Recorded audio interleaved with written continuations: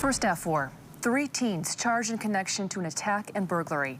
It happened on the southwest side of Grand Rapids in August. Tonight, we are learning more about that terrifying morning. The victim, 48-year-old Todd Johnson, was left unconscious on the sidewalk for hours before a neighbor found him.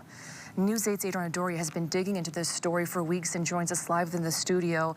Adriana, tell us more about this case and what you found out. Yes, so we brought you this story back in September. This all actually happened in August, but we brought the story at the beginning of September when video started circulating about this. But Todd Johnson, he's 48.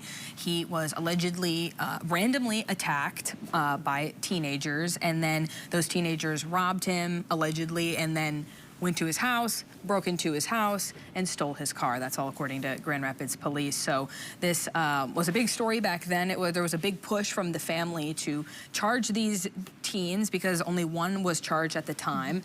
And there's a big push to also charge them as adults. That push still continues. But, you know, in the past couple of weeks, we, through the Freedom of Information Act and records requests, have been going through these police reports, these documents, trying to knock on doors, just put this all together because there were so many unanswered questions about this timeline of how does this happen, what happened, and just the lay of events from that morning.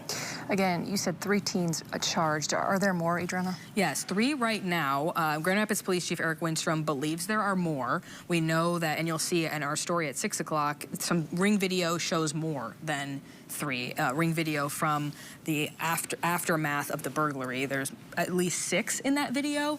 So they believe there's more at least connected to this. They don't know in what level, whether they were directly involved, they were just there. So they believe, and maybe even more, the Chief Winstrom said. So they're still looking into all of that, but right now 3 have been charged, 2 as of yesterday, 1 was earlier on.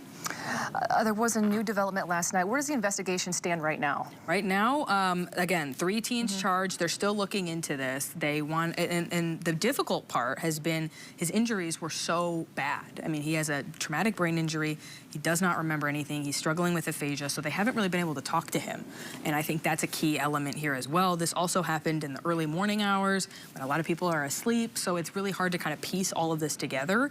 The burglary is a little bit easier because that was you know, at 8 a.m. where people were awake. So they're just trying to piece this all together and figure out what happened. And you spoke to Todd's sister? Yes. I've been talking with her via social media. You know, they're on edge, right? I mean, they're fearful. They don't want any retaliation.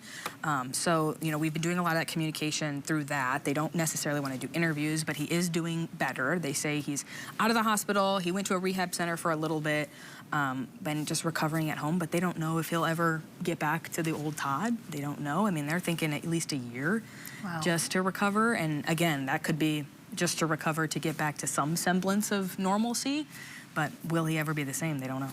Again, he was just walking, very random. Literally. The chief says it was totally random. Okay. Yeah, no idea how, a motive, anything like that. Just random. All right, much more coming up at 5 and 6. Adriana Doria, thank you so much.